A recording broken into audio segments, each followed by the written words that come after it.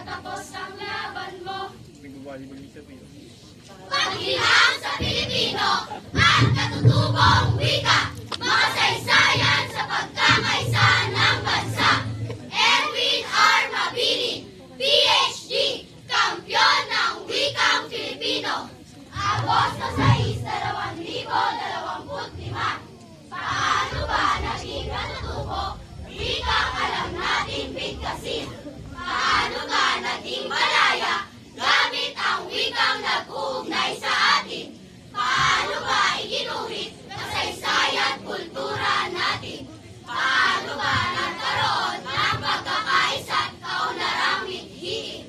Ngayon, paano sinira, niyuyurakan ang wika natin? Sumpain ang tadhana, mga balat kayong salarin. Tell me, you tell me, why? Bakit nang aba? Bakit nang aba? Mga insultong tanong na tayong mga Pilipino ang makasasagot. Anyari sa bansa, wikang sandigay, lira at binabansot. Baya'y pinagkaisa ng wika upang ito'y lumayat pumalot. Buwis buhay Pangasina Bonifacio, Apunte! Fuego!